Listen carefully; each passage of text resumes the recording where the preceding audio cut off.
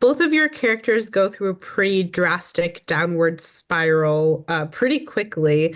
Again, can you kind of just elaborate on maybe how each of your characters got to this place? I think so much of Evie is kind of informed by the way that she's been brought up and her relationship with her parents, which is kind of explored a little bit, but it's also left for you to sort of decide on your own. So I think that so much of who she is and how she then behaves kind of refers back to the way that she's been brought up, and the way that they have treated Pete as well. So yeah, I would say there's I think what they go through is the reason for her main kind of spiral. And I think that obviously she then wants the opposite of Pete. You know, she wants to get as far away from that as possible, and she sees that in Danny. I think his problem really is that he's very passive, and he's just kind of hoping he can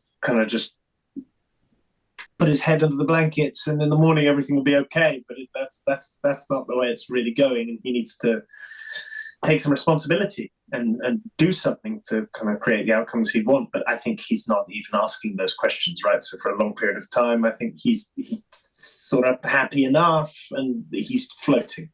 And so, everything that happens over the course of the episodes exposes that tactic.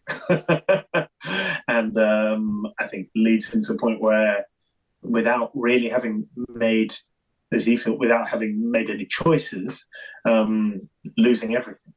We see it all kind of come to a head in the final moments of the last episode. What was it like to play those very intense emotions? Yes, a lot. Shooting something like that is a lot. And you need all the coverage, and you have to kind of sustain a kind of emotional intensity for a long period of time, and all the rest of it. So it's challenging, but it's fun. It's fun. It's fun to get to kind of revel in the end, because the whole show has that kind of voyeuristic thing, obviously very kind of clearly baked into it, and it's fun to take them there. It's kind of fun to watch it all unravel, and it's fun to play as well. So yeah, there was something juicy about it too. Eleanor, what about for you?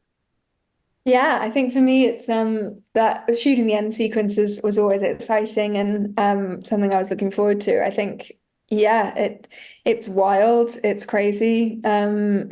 Yeah, I mean, running through that forest with plasters stuck to my feet to make it look like I was barefoot. Yeah, great. What a day. Yeah, no, it was fun. It was really fun, and actually just lovely.